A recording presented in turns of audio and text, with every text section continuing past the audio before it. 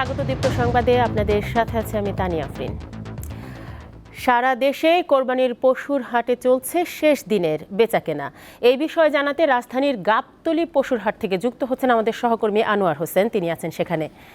আনোয়ার, সকালে আপনি যেমনটি বলছিলেন যে এ বছর কোরবানির পশু পর্যাপ্ত সংখ্যক মজুদ থাকা সত্ত্বেও হাটগুলোতে চড়া দাম হাঁকা হচ্ছিল।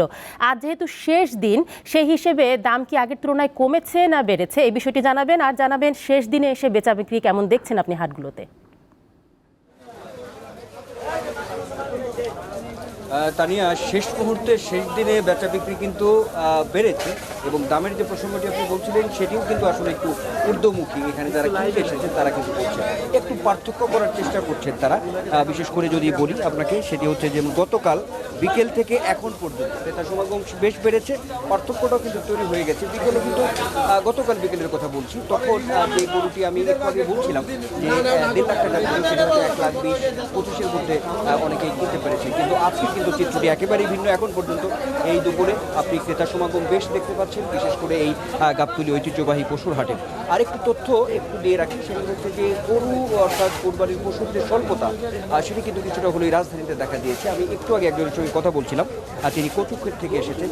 ওইখানে যে পশুর হাটটি রয়েছে সেখানে তিনি পর্যাপ্ত পরিমাণ পশু তিনি দেখতে পান, যা আছে তাতে করে দাম খুব বেশি, যে কারণে তিনি এই গাবতলীতে এসেছেন। আর যে কথাটি আপনি বলছিলেন বা আমিও এর আগের খবরে জানাচ্ছিলাম যে মৎস্য প্রাণী সম্পদ মন্ত্রণালয় কিন্তু সারা দেশে 1,30,00,000 পশুর পর্যাপ্ততা রয়েছে, প্রস্তুত রয়েছে। কিন্তু সাধারণত এই কোরবানিকে সামনে রেখে যেটি চাহিদা থাকে 1,07,00,000 থাকে, তো চাহিদাই আসলে তেমন যোগানে তেমন ঘাটতি নেই, এমনটা কিন্তু কর্তৃপক্ষীয় বা সংশ্লিষ্ট মন্ত্রণালয় থেকে বারবার বলা হচ্ছে। কিন্তু তারপরেও রাজধানীতে কিন্তু কিছু এখনই, যেহেতু আজকেই সেই দিক কিছুটা স্বল্পতা দেখা দিয়েছে। বিকেল থেকে রাত, অর্থাৎ এখানে যারা ব্যাপারী আছেন তারা বলছেন যে চাঁদ রাত বলতে একটি বিষয় আছে, তো সেখানে তো বেচা বিক্রি আরও বেশি ওজন উঠবে। এবং ব্যাপারীদের পক্ষ থেকে বলা হচ্ছে যে তারা যে দামে আসলে পশুটি কিনেছেন তার থেকে অনেকেই কিন্তু আসলে কম দামে বলছেন এমনটা। আর যারা কিনতে এসেছেন তাদের আসলে ওই যে পার্থক্যের জায়গাটি বলছিল, তারা বলছেন যে গতকাল বিকেলের চেয়ে আজকে কিন্তু ওই একই পশুর দাম কিন্তু অনেকটাই বৃদ্ধি পেয়েছে এমনটা বলছেন। তানিয়া, গাবতলীর পশুর হাট থেকে যুক্ত ছিলেন আনোয়ার হোসেন। ঈদে পশু কোরবানির জন্য প্রয়োজন ছুরি, চাপাতি ও কাঠের গুঁড়ি সহ নানা সরঞ্জাম। এবছরও রাজধানীর বিভিন্ন বাজারে এসব বেচাকেনা চলছে, তবে দাম বেশি বলে জানিয়েছেন ক্রেতারা। কুরবানির ঈদকে কেন্দ্র করে বেচা বিক্রি বাড়ে দা, ছুরি, চাকু, চাপাতি সহ পশু কুরবানি ও মাংস কাটার নানা সরঞ্জামের। রাজধানীর কারওয়ান বাজারের কামারপট্টি এই বেচা বিক্রির অন্যতম স্থান।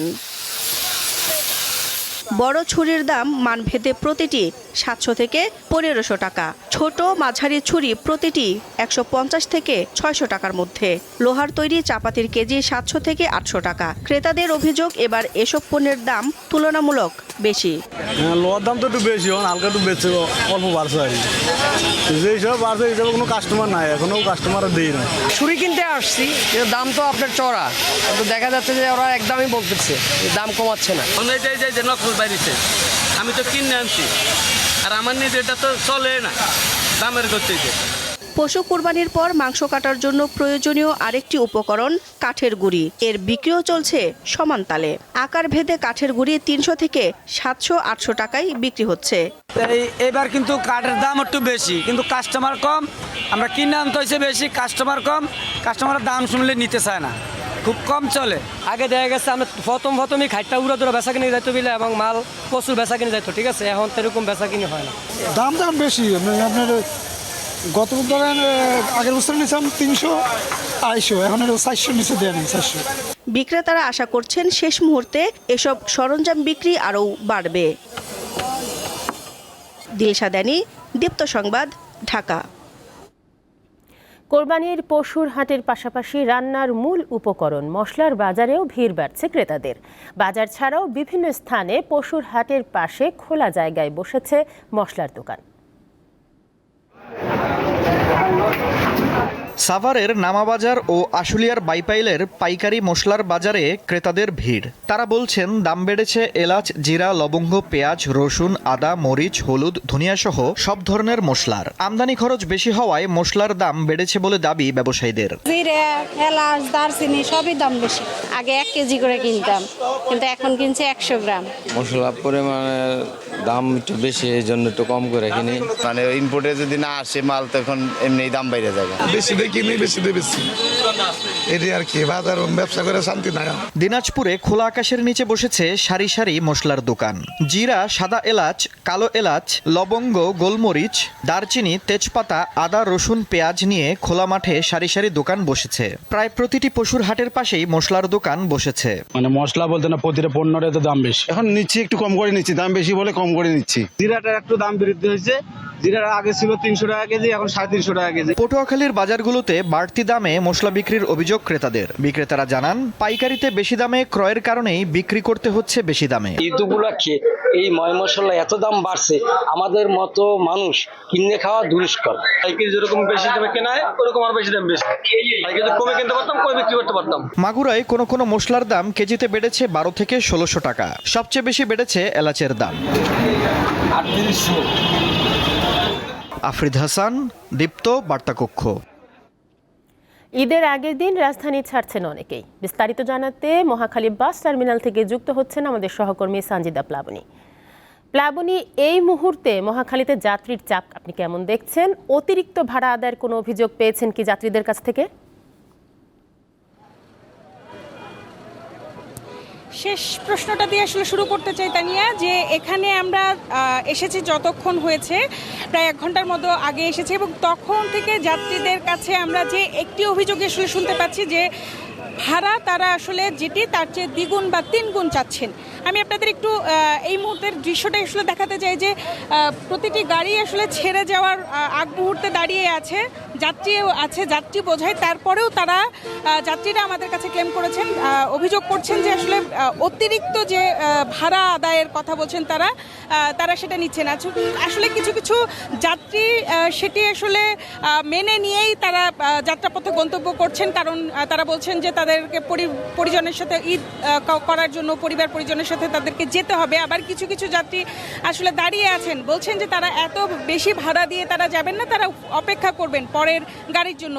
তো এরকম আসলে অভিযোগ আমরা পেয়ে যাচ্ছি। আমরা যারা বাস সংশ্লিষ্ট লোকজন আছে তাদের সাথেও আসলে কথা বলেছিলাম, তাদেরকে জানিয়েছিলাম যে তাদের কাছে জানিয়েছিলাম যে যাত্রীরা অতিরিক্ত ভাড়া আদায়ের যে অভিযোগটি করছে, আসলে অভিযোগটি কতটুকু সত্য। তারা আসলে আমাদেরকে বলছে যে ঈদের এই সময়টিতে আসলে চাপ বেশি থাকায় তারা এটা বেশিও নিচ্ছেন না। তারা এটা আমাদেরকে জানিয়েছেন যে তারা বলছেন যে যেটি ভাড়া সেটাই চাচ্ছে।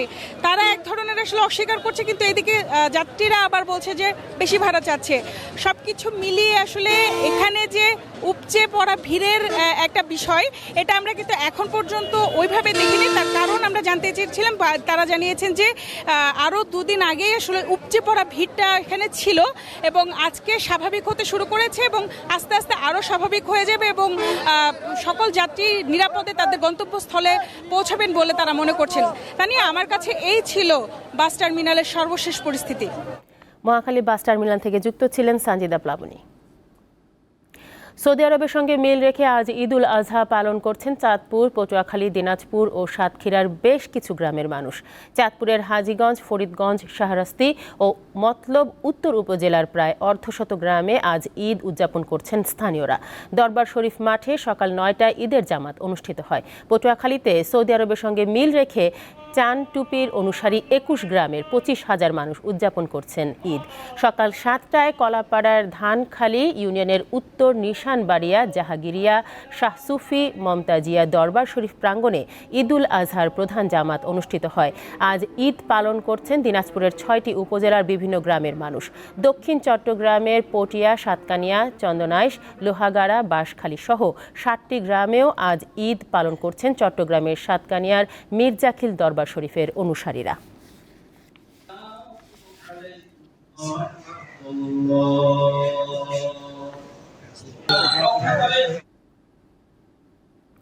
নারায়ণগঞ্জের আওয়ামী লীগ অফিসে বর্বরচিত বোমা হামলার 23 বছর পূর্ণ হলো আজ। সেদিনের হামলায় প্রাণ হারান 20 জন। অনেকেই পঙ্গুত্ব বরণ করেন চিরতরে। তবে এত বছরেও শেষ হয়নি এই মামলার বিচার কাজ। 2001 সালের 16 জুন রাত 8:45টার দিকে নারায়ণগঞ্জের চাষাড়ায় আওয়ামী লীগ অফিসে চালানো হয় বর্বরচিত বোমা হামলা। এতে প্রাণ হারান ছাত্রলীগ নেতা সাইদুল হাসান বাপ্পি সহ 20 জন। তৎকালীন সংসদ সদস্য শামীম ওসমান সহ আহত হয় অর্ধশত। এ ঘটনার দীর্ঘ 23 বছর পার হলেও এখনো বিচার পায়নি ভুক্তভোগীরা। নিহতদের পরিবারের দাবি, বেঁচে থাকতে এই ঘটনার কারণ জানাসহ দোষীদের বিচার দেখতে চান তারা। ক্ষতিগ্রস্ত পরিবারগুলো আমরা সবসময় আশায় বুক বেঁধে থাকি যে কখন এর বিচার হবে। এর বিচার হলে অত্যন্ত আমরা একটু স্বস্তি পেতাম। বোমা হামলায় 2 পা হারান জেলা পরিষদের বর্তমান চেয়ারম্যান চন্দন শীল। জানান, আজও জেলা ও মহানগর আওয়ামী লীগের কোনো শীর্ষ নেতা কোনো ভুক্তভোগীর পাশে দাঁড়ায়নি। বিচার কাজটা যাতে সঠিকভাবে না হয়, এখানে বিভিন্ন রকমের ষড়যন্ত্র হয়েছে। দুঃখের সাথে বলতে বাধ্য হচ্ছি যে আওয়ামী লীগ অফিসে দলীয়ভাবে কিন্তু আজও পর্যন্ত কোনো কর্মসূচি, এই 16 জুনের শহীদদের শ্রদ্ধা জানিয়ে কোনো কর্মসূচি পালিত হয়। ক্ষতিগ্রস্তদের পাশে দাঁড়ানোর পাশাপাশি ভবিষ্যতে এ দিবসটি পালনে প্রয়োজনীয় উদ্যোগ নেওয়া হবে বলে জানিয়েছেন স্থানীয় আওয়ামী লীগ নেতা। নিহতদের স্মরণে আহতদের রোগ মুক্তি কামনায় যথাযোগ্য ভাব গম্ভীর পরিবেশে যথাযোগ্য মর্যাদায় আমরা দিবসটি পালন অবশ্যই করবো আমরা আশা করি, এবং যারা আহত আছেন তাদের পাশে আমরা দাঁড়াবো। বোমা হামলার ঘটনায় দায়ের করা 2টি মামলা এখন নারায়ণগঞ্জ অতিরিক্ত জেলা ও দায়রা জজ আদালতে বিচারাধীন। কয়েকদিন পরপরই এই মামলাগুলি নিয়ে মনিটরিং হয়। আমরা এই মামলার ব্যাপারে অত্যন্ত বেশি জোর দিয়েছি যাতে দ্রুত নিষ্পত্তি করা যায়। প্রতি বছর 16 জুন সকালে চাষাড়া শহীদ মিনারের পাশে অবস্থিত স্মৃতিস্তম্ভে পুষ্পস্তবক অর্পণ, কোরআন খতম ও কাঙালি ভোজের আয়োজন করে বিভিন্ন সংগঠন ও নিহতের স্বজনরা। দীপ্ত বার্তা কক্ষ। আন্তর্জাতিক প্রসঙ্গ। হজের আনুষ্ঠানিকতার শেষে আজ সৌদি আরবে উদযাপিত হচ্ছে ঈদুল আজহা। সৌদি আরব ছাড়াও মিশর, অস্ট্রেলিয়াতেও আজ ঈদ উদযাপিত হচ্ছে। সকালে ঈদের জামাত আদায়ের পর কোরবানি দেওয়ার মাধ্যমে হাজিরা ঈদ উদযাপন করছেন। তবে সৌদি আরবের সঙ্গে একই দিনে চাঁদ দেখতে না পাওয়ায় তাদের প্রতিবেশী দেশ সংযুক্ত আরব আমিরাত এবং ওমানে আগামীকাল ঈদ উদযাপিত হবে। এছাড়াও প্রতিবেশী ভারত ও পাকিস্তান, পূর্ব এশিয়ার ব্রুনাই ও মালয়েশিয়া এবং সুদূরের দেশ যুক্তরাষ্ট্র ও কানাডাতেও কাল ঈদুল আজহা উদযাপিত হবে। টি-20 বিশ্বকাপের সুপার 8 নিশ্চিতের ম্যাচে সোমবার ভোরে নেপালের মুখোমুখি হবে বাংলাদেশ। সেন্ট ভিনসেন্টে ম্যাচ শুরু বাংলাদেশ সময় ভোর 5:30টায়। শ্রীলঙ্কা আর নেদারল্যান্ডসের বিপক্ষে জয়ে এই ম্যাচ জিতলেই ডি গ্রুপ রানার্স আপ হিসেবে সুপার 8-এর নাম লেখাবে নাজমুল শান্তর দল। তবে হেরে গেলে তাকিয়ে থাকতে হবে শ্রীলঙ্কা নেদারল্যান্ডসের ম্যাচের দিকে। প্রত্যাশা যখন সবচেয়ে তলানিতে, বাংলাদেশ দল তখনই সম্ভবত নিজেদের সেরা ক্রিকেটটা খেলে। প্রচলিত এই কথাটাকেই এবারে টি-20 বিশ্বকাপে আবারও প্রমাণ করলো বাংলাদেশ। নিজেদের সেরা সময়ের ইঙ্গিত দেয়া দলটি যেখানে আগের কয়েকটি আসনে মারাত্মকভাবে হতাশ করেছে, সেখানে এবার যুক্তরাষ্ট্রের মাটিতেও সিরিজ হারা নাজমুল হোসেন শান্তর দল এক ম্যাচ বাকি থাকতেই সুপার 8-এর পথে হাঁটছে। সেন্ট ভিনসেন্টের আর্নেস্টভেল স্টেডিয়ামে নেদারল্যান্ডসের বিপক্ষে দারুণ এক জয়ে সুপার 8-এ এক পা দেয়াই আছে। তবে কাজটা যেহেতু শেষ হয়নি, অর্থাৎ এখনও পরের রাউন্ডের টিকিট নিশ্চিত হয়নি, তাই নেপালের বিপক্ষে নিজেদের শেষ ম্যাচের আগে শুধু এই ম্যাচটাকে নিয়েই ভাবতে চান খেলোয়াড়রা। সাউথ আফ্রিকার বিপক্ষে হাতের মুঠোয় থাকা জয় ফসকে যাওয়ায় এবার সে জ্বালা জোড়ানোর জন্য হলেও শেষ ম্যাচে জয় পেতে মরিয়া নেপালিরা। মিস্ট্রি স্পিনার খ্যাত সন্দীপ লামিচানে দলে ফেরায় সাহসটাও বেড়েছে তাদের। তাতে বাংলাদেশের সাজানো পরিকল্পনা ভেস্তে যেতেই পারে। এর আগে 2014 বিশ্বকাপের বাছাই পর্বে একবারই নেপালের মুখোমুখি হওয়ার অভিজ্ঞতা আছে বাংলাদেশের। সেবার বড় ব্যবধানে জেতায় এবারও সাহসটা থাকছে টাইগারদের। তবে হেরে গেলেও সুপার 8-এর পথ খোলা থাকতে পারে যদি আরেক ম্যাচে শ্রীলঙ্কার কাছে হেরে যায় নেদারল্যান্ডস। তৌসিয়া ইসলাম, দীপ্ত স্পোর্টস। এই ছিল এখনকার মতো। আমাদের পরবর্তী সংবাদ বেলা 3টায়। দর্শক, আরও তথ্য ও বিনোদনের খবর পেতে যুক্ত থাকুন দীপ্ত ডিজিটাল প্ল্যাটফর্মগুলোতে। ধন্যবাদ সবাইকে।